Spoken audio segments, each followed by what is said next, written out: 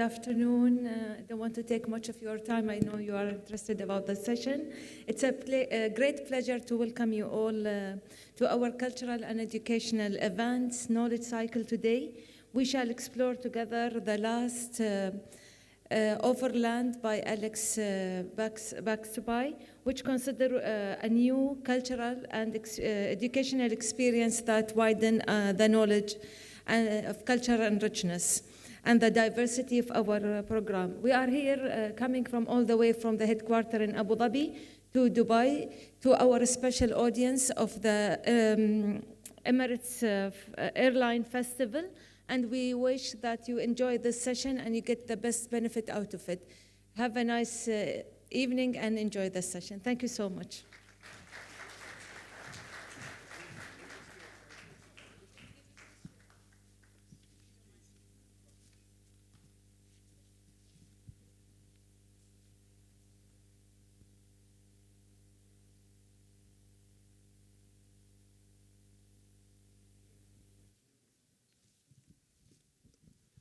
Right. Thank you, Doctora. Thank you. Alex. Hello. Alex Bescoby. Mustafa, how are you doing? I'm good. How are you? Very good, thank you. Delighted to be here. First time in Dubai, first time at Lit Fest, so... The greatest of your adventures, would you say? Yeah, actually, I was actually driving around in a Series 1 Land Rover this morning on a beach that we perhaps shouldn't have been driving on. We found out afterwards. But it's an amazing place to be. I suspect there's a few Land Rover fans in the audience. There's a gentleman in the front row with a Land Rover T-shirt. It's a Jeep. Is it a Jeep? Okay. This is some form of protest. Okay. There is a Land Rover tribe, and if you go to any corner of the earth, you will find a member of that tribe. And you have been to most of the earth, it seems. Yeah, and honestly, it is incredible. I think the only place we were met with any bafflement, not in a good way, was Turkmenistan. They had never seen a classic Land Rover before, and actually were quite annoyed by the fact that we'd chosen to come in one of those and not a BMW. But everywhere else, the other 22 countries we went to, there was always a Land Rover family there, which was amazing. Your book is remarkable for the way you sort of piece together this need, this desire to begin this adventure, and very much it started. The reason why I mentioned the love of the Land Rover is because that was something that you grew up with, that was really one of the stepping stones to this adventure. And your father was a enthusiast, and there's a passage in the book where you find yourself in a field in Cornwall, is it? With North Wales. North Wales, in Anglesey, yeah. And with lots of other people that love Land Rovers, and that's when you realized that there was something here. There was a thread when you saw this car. I think like any good sort of kid, I rebelled against the thing that my dad wanted me to love. I grew up, I learned to drive in a Series 1. My dad would go to the meetings. He always had one. My granddad had one. And I kind of instinctively said, I'm not going to get into it because it's what my dad likes. And I'd been living away from home for a long time over in Southeast Asia, and I came home for a weekend, and I thought, I better spend some quality time with my dad. I don't do that enough. So we went camping to what was actually the 70th anniversary of the first design of the Land Rover. And I was on this island the island of Anglesey, surrounded by the true faithful. And it was both just a wonderful experience to be in a really welcoming community, but also, it kicked off something that I turned out to dominate the next sort of 5 years of my life. You're an award-winning filmmaker, a writer, a journalist.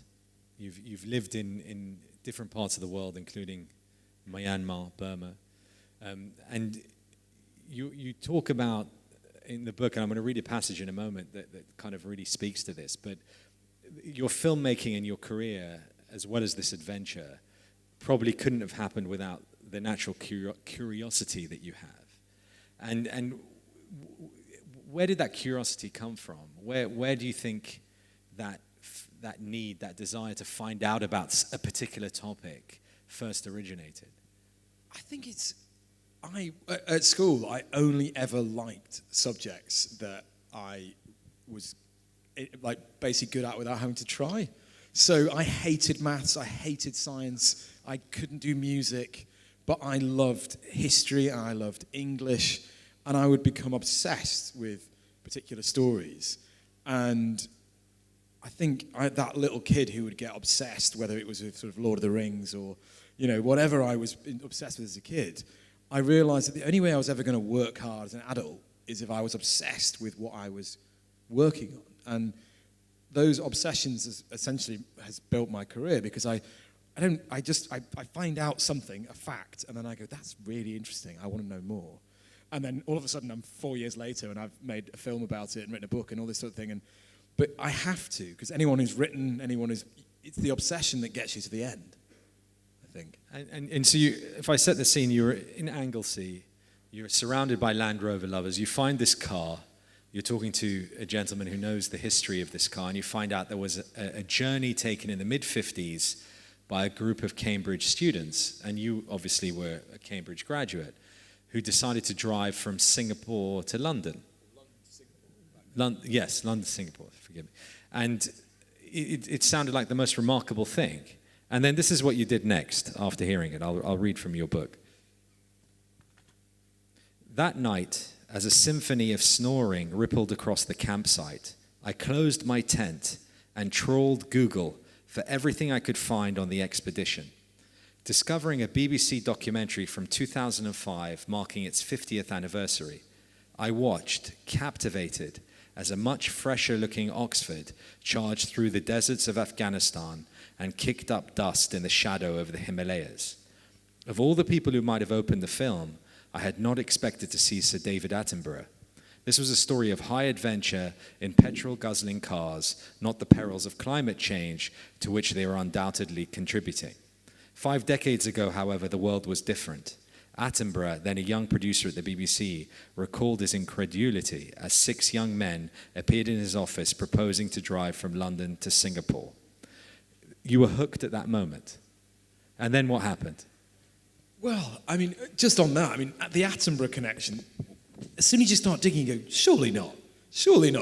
This was David Attenborough's first gig, was basically televising this original Journeys. And the fact that he was still talking about it 50 years later, I was thinking, this is amazing. And then right at the end of that film, he says, amazing line, he goes, this is a wonderful story, but you cannot do it again today. It's impossible. I was like, The challenge. The challenge. And the more I dug, the more the word obsession I keep using, but it just all started to fall into place. And I felt very quickly like I stepped into a story that I just couldn't get out of.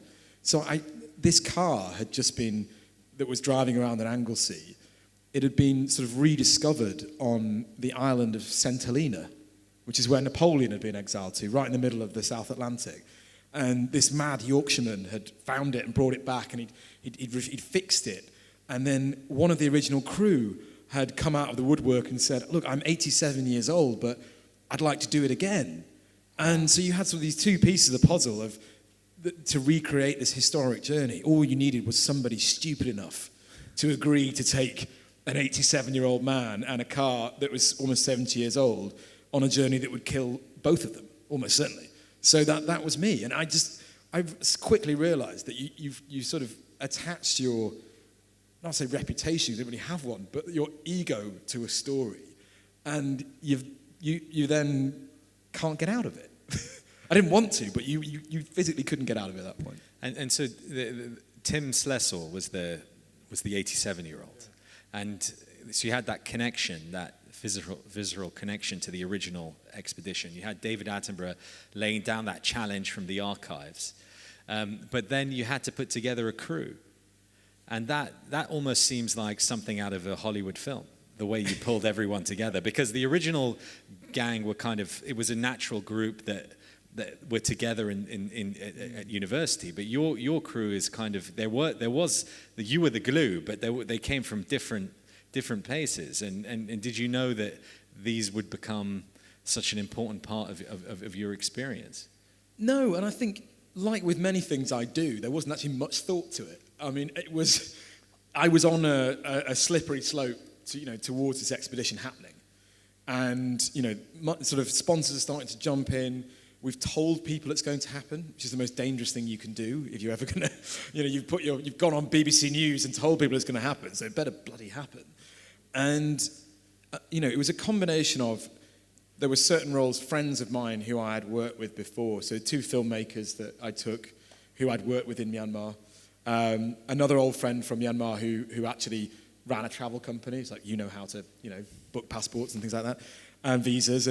But the others were a combination of people who actually were attracted towards it. So the most bizarre of all was we put this thing up saying we're going to do it. And I got an email from a guy from Indonesia saying, I am a Land Rover expedition doctor. I said, surely that's not a job. But this is what he did. He went around the world joining smaller expeditions, and he was the doctor, but he was also a mechanic. So I said, this is brilliant. I've got no money.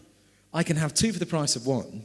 And so Dr. Sill, I never met him before. We spoke to him once on the phone, and he agreed. He's got 3 young children. He said, it'll be fine. I'll come for 4.5 months and look after you guys and the car. And it's just one of those things where we planted the flag, and people just appeared out of the woodwork. And he was a much better mechanic than he was a doctor. I will tell you that. I'm not sure. I never checked those qualifications. But it's the power of a great story. It just draws people. It drew me in. And, I say this right at the end, sort of whose idea was this. I couldn't actually put my finger on it. It felt like natural gravity. You couldn't get out of it. Did you want to get out of it at any point? No. I mean, there were certainly moments on the trip where I thought, what have I done? And certainly right at the beginning when, not to spoil it for anyone who hasn't seen the show or read the book, but the 87-year-old Tim, he collapses on day 1. And, he had been the reason this thing came together. He put this rallying cry out, and, the idea of the great adventurer goes on his last great adventure. He's got that link to Attenborough. He wrote the book originally. He is the glue. And then he falls over on day 1. And I thought, did I do this? Did I put pressure on him? And he told me he was willing to die on the journey, which isn't very helpful. Because that's fine for you. I'm the one that's going to have to sort of dig a hole out of the Tibetan tundra and bury you. But I think there was a moment in Nagaland where we got stuck in the middle of a dispute between 2 villages where they were burning each other's houses down. There's lots of armed men. 200 miles we drove along the border with North Badakhshan in Afghanistan on the Pamir Highway where the Taliban have been, killing tourists for fun. And so, there were definitely moments where I thought, have I pushed my luck? But I never really wanted to get out of it, no. And how did it change you as a person, do you think? I think it sounds a bit trite, but I still say this, and I gave an interview for a local news outlet here, and I said, the world is a much kinder place than most people think it is. And you and I were just talking about oncoming World War III when we were on the way up here. But I think I'm a naturally sort of optimistic guy, and I'd spent 10 years before this living in all sorts of weird and wonderful places. And I've been in trouble and things, but generally, the world is a very kind place, and most people are just trying to go about their lives, and they're quite interested to welcome in travellers, well-intentioned travellers, And so it proved that to me, that the world is a kinder place. But I also think it actually gave me a sense of that, the imposter syndrome is still there. It's still there now. But that sense, you can never prepare for something like this. You can only just try it and at the end go, yeah, I knew what I was doing. But it's made me, I guess, slightly more confident to take on stuff like that in the future. So as a filmmaker, you find a story that interests you and you put the lens on it. And here you kind of became the story. Does that, was that weird? Were you conscious of that when you were on the journey? Well, I mean, you spent your life interviewing people, probably with a camera on your shoulder looking, And there's an amazing power and protection when you're sat behind the camera and you're pointing at somebody else, asking them questions and watching them, have to kind of put their account on camera. And so there is a certain sense of, oh gosh, they're going to record whatever I say. I mean, luckily, the guys I knew, they were friends of mine. I worked with them as their producer for years. So I think they understood me, and I edit produced the whole thing, so I could at least cut out the stuff I didn't like. But it's a strange thing. But being very honest, it's the best job in the world when you're allowed to do it. I think going in, I've got friends in here who do this as well for a living. You go in with a tiny crew, and you're making a kind of travel show. You do get to see the world at its best because people go, brilliant, you've got a camera and you want to come and talk about where I live. Come on in, have the best time. And so that power that comes with that opportunity it brings, it is the best job in the world. So I will happily go back to producing and directing because I get more professional satisfaction out of allowing a contributor to talk and crafting their story. But pure fun in front of the camera, much more fun. And as you alluded to, being in that car and going from country to country, sometimes you weren't welcome. Sometimes you surprised people. And while as a filmmaker you have that relationship with your subject, you are taking chances in that Land Rover, on that journey, on that adventure. You don't know what's coming next. You can't be prepared. No, and you're absolutely right. I mean, we've done a lot of work. We've done 18 months probably of planning. And at the end of the day, look, it's a car. You get in it, you drive, you fill it with gas. And I know how to make films, so I had I had those covered. But you're right, as soon as you set off, you are open to fate and, in both its good and bad sense. But I think that's where, back to my earlier point about you can never prepare for something like this. You just have to roll with it. And, both keep the camera rolling and keep the car moving. But I think, interestingly, from a technical perspective, we didn't get filming permits in advance because we didn't have enough money. Honestly, we just couldn't afford it. But also we didn't want to because it would have meant that we would have been denied entry to many places, and it would have totally changed the dynamic.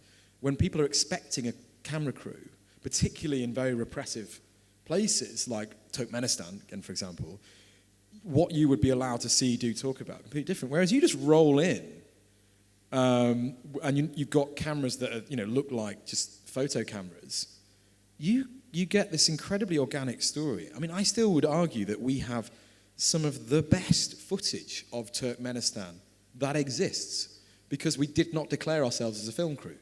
Every other kind of, at least Western film crew that's been in, has had to go through, a year of the dance of, or you can film here and talk to this person. We just rolled the cameras for 2 whole days in Ashgabat, which is one of the most bizarre places on earth. Bizarre how? Well, it lets in fewer tourists every year than North Korea, Turkmenistan. And anybody, if you've seen the film The Dictator by Sacha Baron Cohen, that's actually sort of loosely based on Turkmenistan. And it is a I can say this now because I won't be going back there, but it's been run by 2 of the world's most bizarre dictators who are sort of trying to outcompete each other to do ridiculous things. They've got bottomless wealth. They've got a population which is leaving because they don't want to be there.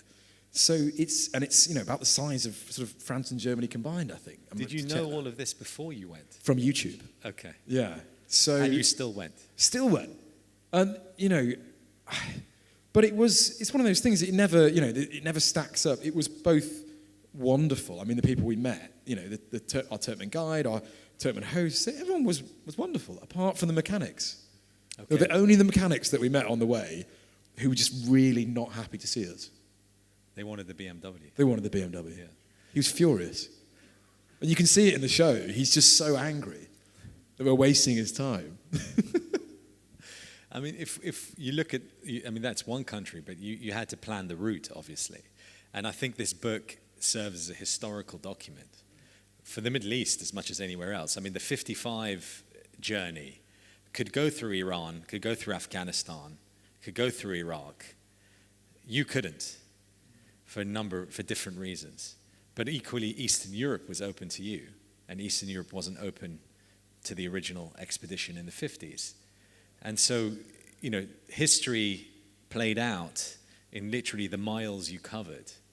And so when you were planning the route, how did you work out which countries were the best to go to? Because you wanted to be faithful. You wanted to be faithful, but you also wanted to come back. Yeah, I mean, surviving was obviously goal number one.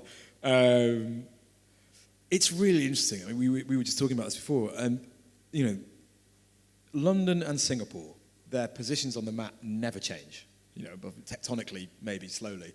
But if you draw a line between them, or you try and drive between them, the route you pick is an absolute snapshot of the geopolitics of the time. So 1955, September, they're setting off from Hyde Park Corner. This is just 10 years after World War II. Germany is still largely in rubble. They're driving across going, this city was flattened, 10 years ago. French and, French, British, American forces are stationed in Germany. And, they then drive through Yugoslavia, which no longer exists. They then sort of just go pottering through Lebanon, Syria, Iraq, Iran, Pakistan, Afghanistan. They went camping in Afghanistan and got kicked out the emir's palace for camping in his garden. And, they then were the second car ever to drive into Nepal. They're just building the first road into Nepal. They were the first car ever to drive across Myanmar, which is how they became the first car ever to drive all the way to Singapore. And, so the Middle East is at peace. But for them, the idea of driving through Eastern Europe or through Central Asia or through China, laughable. They actually, in the first book, in the First Overland, which I'd really encourage you to read if you're interested in the story, they talk about driving up to the Chinese border and going, ooh, isn't it scary over there? There's basically, Mao Zedong is just getting his feet under the desk. Tibet is just sort of being annexed in. For them, it was a foreign land they could never dream of going to, whereas 70 years later, flip that round. I would have loved to have gone and, seen the tombs of Cyrus the Great in southern Iran, or gone bagpipe shopping in Quetta, which is something they actually did. But it just, I think the biggest reflection is, where will the world be when I'm 87, if I actually live that long, which I probably won't. But just how quickly the world changes. I mean, you say that when you're 87, the idea that someone comes to you and says, knocks on your door and says, I want to do this. But the car won't. Sadly, we lost the car on your journey. No, the car survived. But it couldn't drive. Oh, it did fall apart. Yes. No. Technical point. No, it did. No, it made the whole journey. It did make the whole journey. It did break down in every single country we went through. But, I mean, if anybody in here owns a Series 1 Land Rover, yes, Tim does. I drove in it this morning. Thank you very much. We don't talk about the beach. But you'll know that while they're incredibly basic, that in there lies their beauty. Because if you're sufficiently technical, you can fix it with a hammer and a wrench. And, it's got like 3 electrical components on it, whereas the new Defender, I think, has 185 or something, computer units. Whereas on a Series 1, I think it's the windscreen wipers, which we got to use for the first time this morning. It's the fuel pump and the headlights. And so, and actually you don't need 2 of them. So the beauty of this thing is it's basically immortal. And we had a good go at killing it. I mean, I said, you did. The wheel fell off in Turkmenistan when we were driving at 60 miles an hour. And that was interesting because, it just fell off and was rolling away. And it took the brakes with it, so I couldn't stop. The only thing that stopped it is the huge gouge out of the tarmac that I took with my rear axle. So, but this is the beautiful thing about them. It's just that It was designed in 1947 as a rip-off of the American Willis Jeep. And it has survived, and this particular model, which was built in 1954, you can still drive across the world in it. You don't need a new Range Rover. Sorry if anybody works for Land Rover in here, but you don't. I mean, these things work. Well, you made it through Burma. You made it through that. I was very scared for you because it's you didn't even know if the road would still be there. And it wasn't really there. No. But the car made it. Yeah, so Burma's it's such an interesting part of the story for me personally, because I'd lived there for the best part of a decade. I studied Burmese history, and so for me it was a homecoming, because I still lived there. My apartment was there when I drove through it, and I had full intention of going back, but then we had COVID, and then there was a coup, and I've not been able to get back in since. To my point about how quickly the world changes, when we were driving across Burma in 2019, it was still a relatively good news story. There'd been some horrific stuff, the Rohingya crisis. There'd been this ongoing sort of struggle between the Aung San Suu Kyi and the generals, but it looked like the opening was irreversible. But now, where are we now? 3 years after the coup, the whole thing's gone right back to where it was in the 90s and in the darkest days. So I think Burma, even watching it back now or reading that now, it's so bittersweet, because I was driving, showing my friends, this is my home, it's beautiful, interviewing my friends, telling stories, eating food, dancing, drinking, doing all those things, and now most of those places are a war zone again. I think your story really reminds us not to take anything for granted. I mean, certainly how Eastern Europe's changed, or even the countries in the Middle East, but in another generation, the map could be completely different again. And so, as you said, you thought it's irreversible. Nothing is irreversible. Nothing is irreversible, except the Land Rover. Yeah. One, right? They actually reverse almost faster than they go forward. It's an amazing fact that in 1955, it probably would have been about December, when they were driving through Iran, which was then under the Shah. Again, like how different, and this Land Rover wrote to them and said, would you mind going to see, it was actually the British ambassador to Iran, said, would you mind essentially doing a bit of a, diplomatic sales mission? The Rover company want to sell some cars in Iran, so will you show the Shah's top general what this Land Rover thing's all about? And they've got this amazing footage of them reversing it up a dune, and as if they were sort of showing off. And the Shah's army, the general, put an order in for 200 Land Rovers immediately. But what Tim told me afterwards was that actually he reversed it up because it wouldn't have been able to do it in first gear going forward. Great salesman. So as long as you're retreating, then, it's a brilliant car. That's great. I'd love to open up the conversation to the room. So I think we have some volunteers with some microphones, and we have some hands up with some questions, I think. Can we get some microphones? I think we'll get some in a minute. So keep your questions, and then we'll get some microphones. I wanted to read something in your acknowledgement, because I think this is really telling of how tough you really are. Because you did this journey, you did this adventure, and then you decided you're going to write a book about it. And then you wrote, writing this book at times felt like pulling on a thread someone had laid out for me to find. Some days it came easy, others it felt like yanking on a great tangle of knots. So how hard was it to write compared to actually to do the thing? I mean, I've always written. I've written long-form articles, short articles, blogs. I'd never written a book. And I didn't fully appreciate how hard it would be. So anybody who has written a book in this audience, and actually it was only because my friend Lev, who sat there, who we're doing a session tomorrow, if you want to come and hear us both talk, Lev has written several books, and we were locked in together during COVID, and he said, right, sit down, I'm going to tell you how to write a book. And thank God he did, because it's, when you sit down, luckily it's how to structure a story, which is actually what you're doing. When you're writing a journey story, it's almost the simplest thing in the world, A to B. You started here, you finished there. But that's actually nonsense, because to carry your reader across 22 chapters, 90,000 words, there's a trick to it. There's an art to it, funnily enough, to writing a book. And that was the thing that I sort of really labored with. It's not just a diary, it's the why. Why did you do this? And what did you learn? All this sort of thing. So it was the most wonderful, excruciating, brilliant, lonely experience of my life. So much harder. Yeah. Than but also driving. it's wonderful because thankfully when I was, 2 years of sitting in my own in a room, lots of it during the pandemic, I always thought, well, I'll just write it just in case.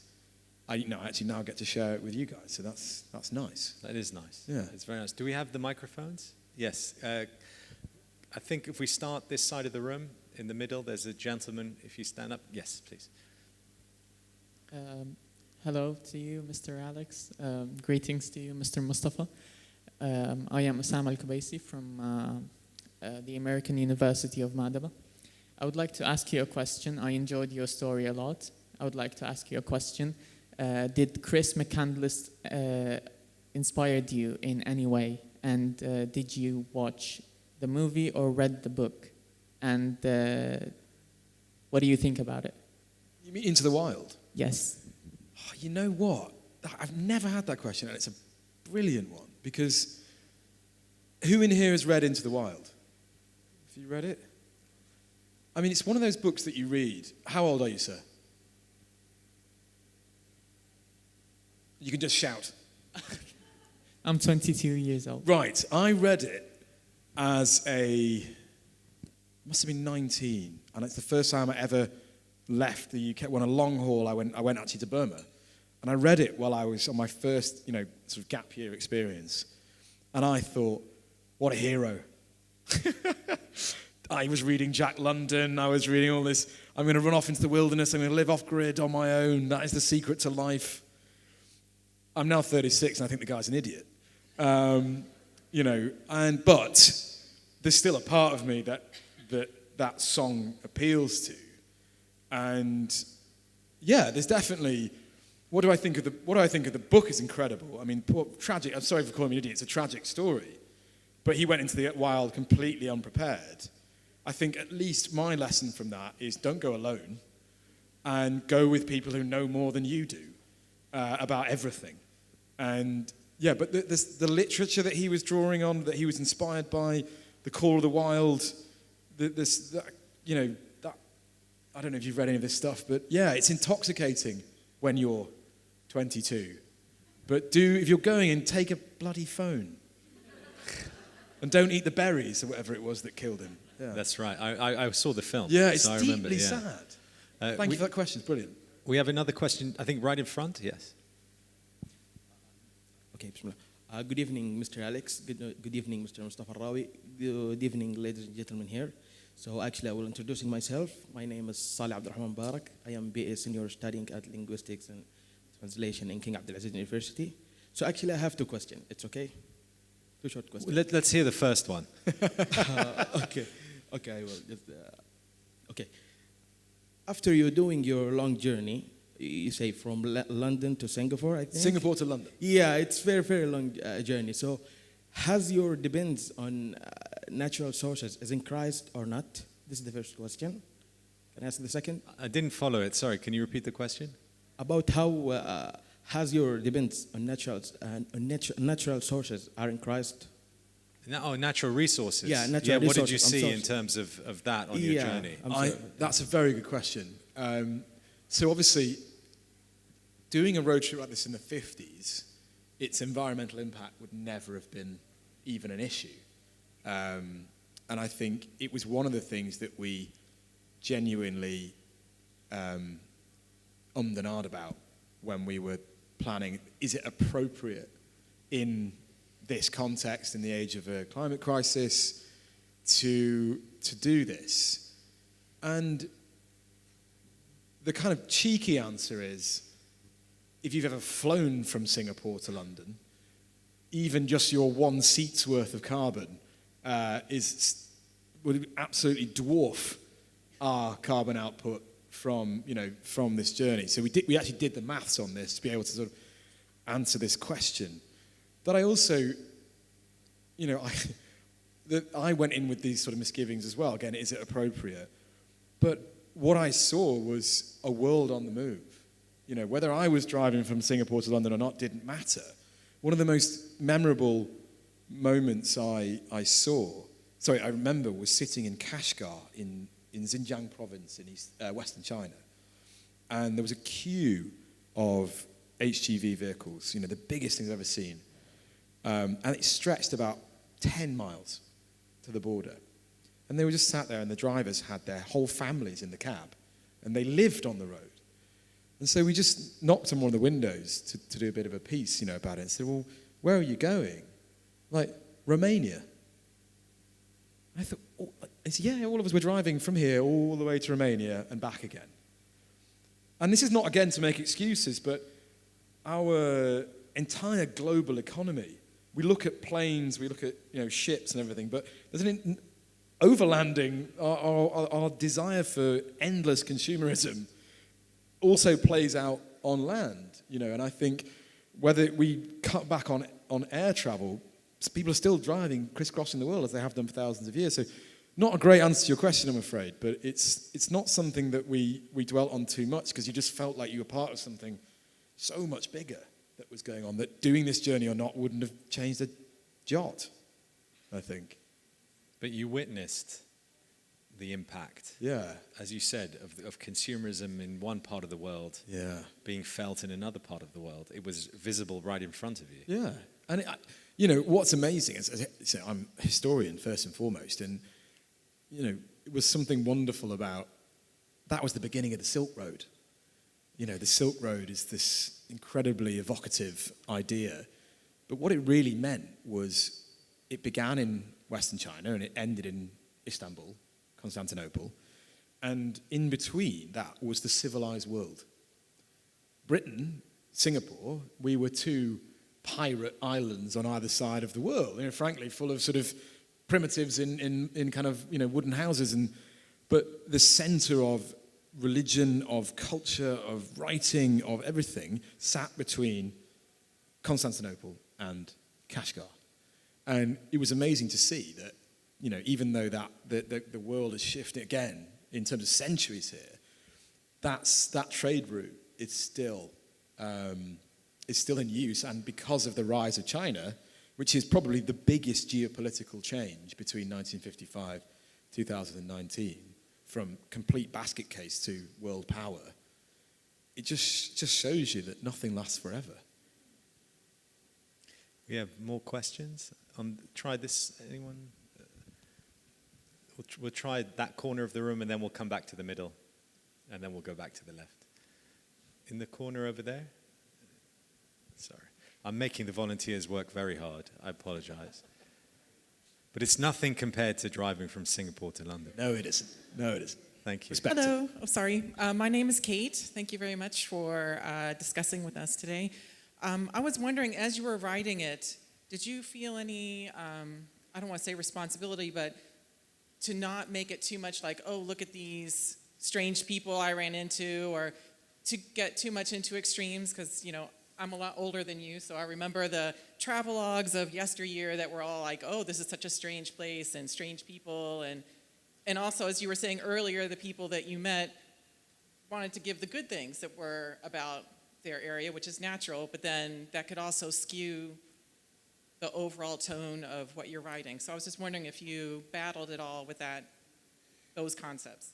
Well, there's nothing stranger than an Englishman, really. So, I decided to drive across the world in a 70-year-old car. For me to start going around, look at these strange people, what they're doing, I was just intruding in their lives, doing something utterly eccentric. So, but a serious answer to your question is that I'd had 10 years basically working in Myanmar, where I think any of that Orientalism, or even whatever you might want to call it, prejudice, arrogance, had been kicked out of me by learning the hard way.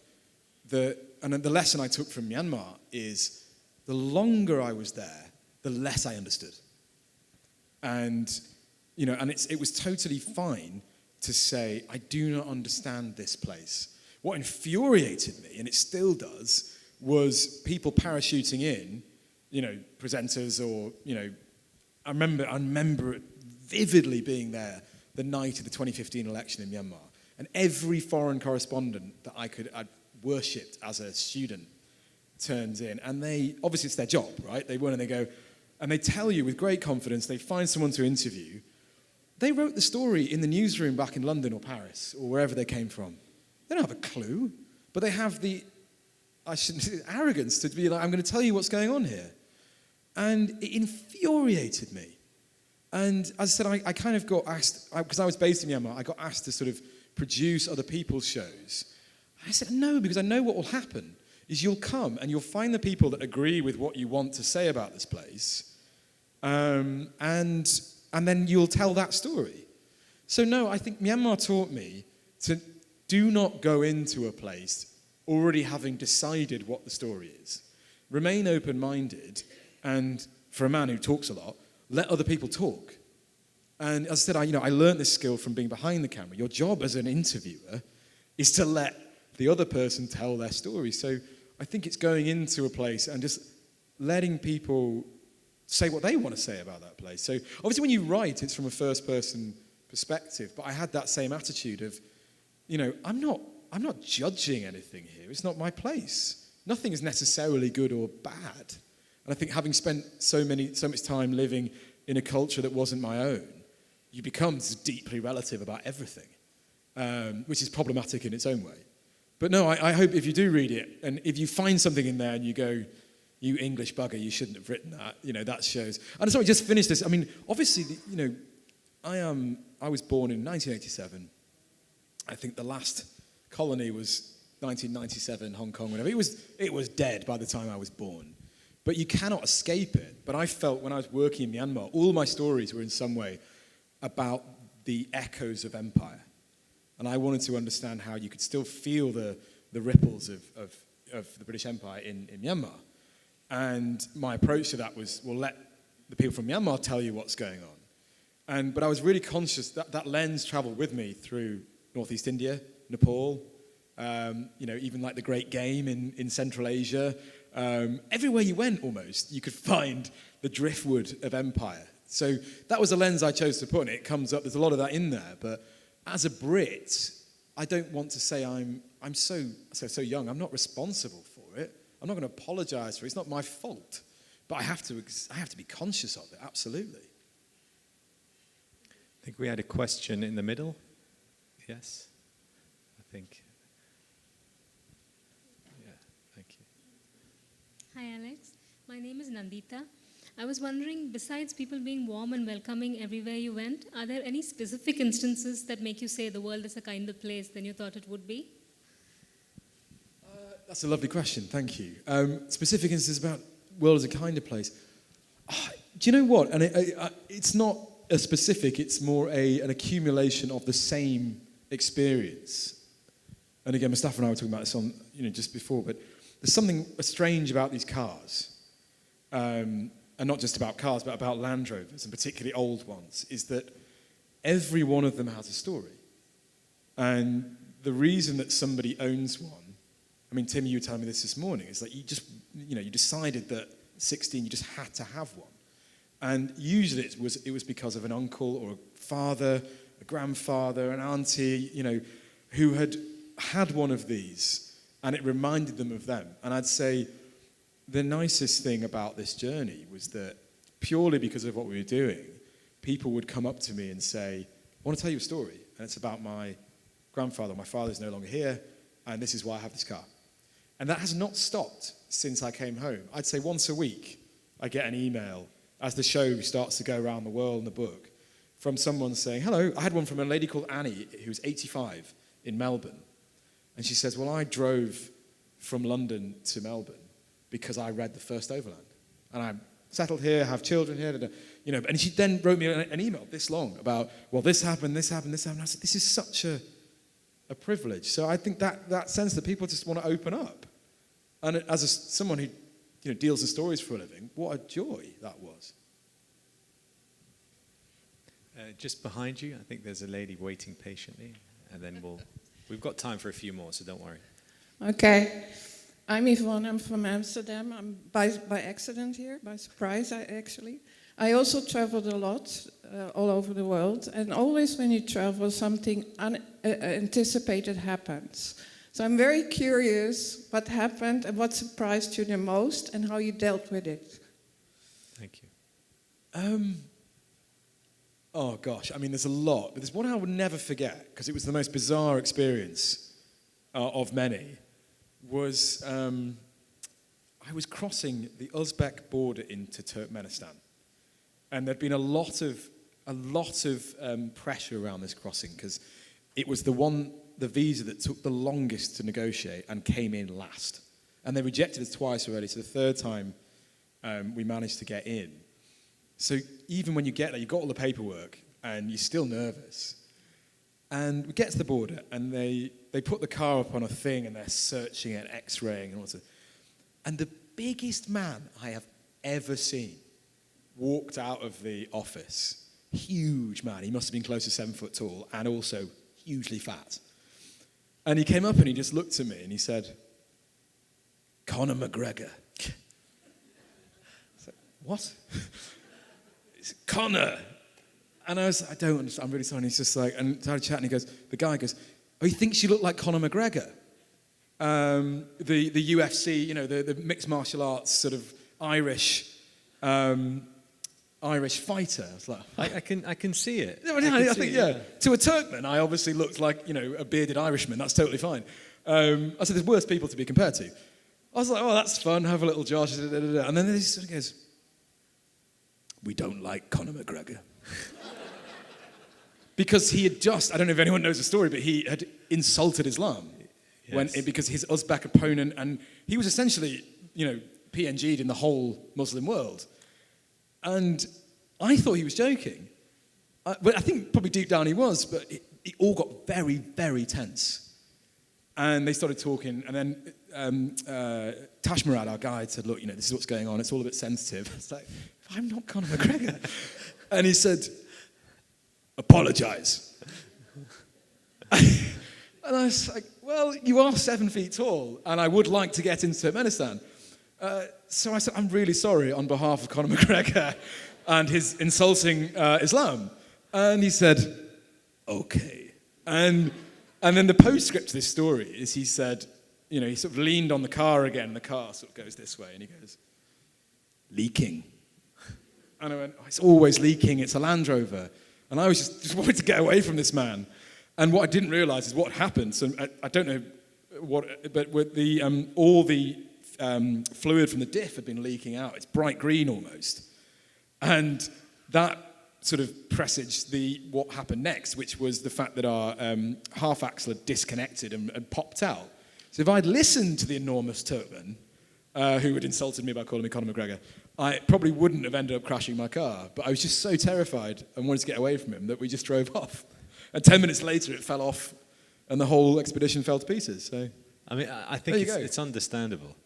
Yeah. If you've been accused of being Conor McGregor at the border, I think I would want to flee I wish I could tell him that story, that I had to apologise on his behalf to the people of Turkmenistan. I mean, not that I know Conor McGregor, but I suspect he'd be furious with you for apologising. Yeah, exactly. Go back in there and tell them you're not sorry. Exactly. Yeah, gosh. I think we have another question. Yes, we'll do two more at least. Yeah, hello. My name is Talal. I'm from Saudi Arabia, King Abdulaziz University. As your long journey starting from Savannah until you arrive London, do you find any hardships and struggles when you are summarizing your story and long journey when you are writing it? Yeah, it's a really good question. How do you write this book? I mean, I said that the simple answer is you start at the beginning and you get to the end. Singapore to London, here's what happened. But I really wanted this book to be something else, not just the book that accompanied the TV series or just a diary of the expedition day by day. And in some ways, I have COVID to thank for that, because I had a load more work lined up afterwards. I was supposed to go off to America. So I probably would have tried to rattle out the book in, 3 months, and it probably would have been a very different book. But I had a year of sitting, often alone in a house in the middle of nowhere to really think about it. And I also didn't want this to be a book that just appealed to people who love Land Rovers. And I think the nicest feedback has been, I really thought I would hate this book because it's about cars. Or, you know, my husband bought it and he told me to read it and I didn't want to. And then I read it and I realized that it's not about cars at all. I mean, this book is actually about two grandfathers and two grandsons. And this book is about loss. It's about dementia, strangely enough. It's about memory, and it's about, it's my own book, but it's about so much more than a car journey. And that was the plan. I mean, I would ask you that you mentioned COVID. It's heavy irony that you did essentially as much traveling as some people do in their entire lives the year before COVID happened. And, you know, but for a quirk of fate, you may never have taken this expedition if you'd been a little bit later. Do you ever wonder about that? Yeah, I mean, there was a deep irony that the project came to be known as the Last Overland before we set off, because the original journey had been called the First Overland. And actually, Tim hated the title. So he liked the First Overland, called it the Last Overland. He said, oh, well, you know, that's really final. I might want to go on another one. It's like, you're 87, you know, learn when to quit. He said it's very morbid, it's very final. But anyway, it just stuck, as these things do, you know, and everyone got behind the idea, and First Overland, Last Overland, and it got a gravity of its own. But the irony was, I remember Larry, who went on it with me, sort of saying, he said, have you ever thought about it? When we were both locked away, he was in Singapore and I was in London, he said, the journey we did is impossible. And, you know, in the early 2020, we had no idea which way it was going. You know, it may well have been the last overland. And we had people we met on the way who were going the other way, you know, and we followed them on Facebook or Instagram and realized that they'd had to park their car in, you know, in Tajikistan and fly home to wherever they could get to. So there was a deep irony. And I think it's still something, this is a book about grief in many ways, because I was writing for a world that no longer existed and that perhaps might never come back. Thank God it did. But we didn't know. We didn't know. And so the Last Overland is a tempting fate, awfully, I think. We have a gentleman there. Yes, thank you. Yeah, hi, my name's Angus. I'm fascinated by the changes across the globe between your travel and the original one. What I'm intrigued about is how much of the original trip were you able to actually cover? So at some point coming up through Southeast Asia Peninsula, that would have been okay. Where did you diverge, and when were you able to actually meet up again? So we followed the original route all the way through Singapore, Malaysia, Thailand, Myanmar. Myanmar a little bit off route because we couldn't go on the exact road they did, but then Northeast India and all the way into Nepal. It was actually Kathmandu where we parted ways. And so they then went on through Pakistan. They went across India through Pakistan, Afghanistan, Iran, Iraq, Syria, and that way. We then went through China, Kyrgyzstan, Tajikistan, Uzbekistan, Turkmenistan, Azerbaijan. We had plans to go through Iran, but that fell apart at the last minute because of Donald Trump. And then we went to Azerbaijan, Georgia, most beautiful place I've ever been, Georgia. I loved it. And then Turkey is where, so it wasn't until Turkey where we picked it back up again on the Black Sea, which is, you know, and just, again, even just pick one country and that was my favorite part of writing this book. It's like, okay, so in 1955, this was going on. In 2019, this is how different, you know, the world has changed. So very quick answer, like, you know, it's sort of what the changes, the biggest changes. The British Empire had vanished. It was still very much a sort of going concern, but it had vanished and was, you know, a kind of irrelevance. The Soviet Union had risen and collapsed in the space of sort of one average human lifetime. And the third, again, was China. You know, China in 1955, the guys said, look, it's this kind of country that's been at war for like 100 years now, you know, falling to pieces, and the century of shame, you know, that the Chinese now call it, or humiliation. And actually, history is kind of just returning to a normal state where China is at the center of the world. And you could feel, you know, 4,000 years of history where China pretty much has been at the center of the world. You know, this period between the two overlands is pretty much the only time it wasn't. And you could feel its presence from Singapore all the way to Germany. you know, and you could see Chinese construction companies. So again, just fast forward, what will the world look like in 65 years' time? I've no idea. It's a good place to leave it. Cliffhanger. There will be a book signing, so for all of you who want to continue the conversation, it will be in the lobby. I'd like to thank you, of course, for being here and taking part in the conversation. Some great questions, some great insights. Our title sponsor, Emirates Airline, our founding partner, Dubai Culture, our parent organization, the Emirates Literature Foundation, our session sponsors, the Dubai Electricity and Water Authority, of course, the National Library and Archives, the AV team, the volunteers. Thank you so much. And if you'll join me in thanking Alex Bescoby. Thank you so much. Thank you. Thank you. Fantastic. Cheers. Thank you.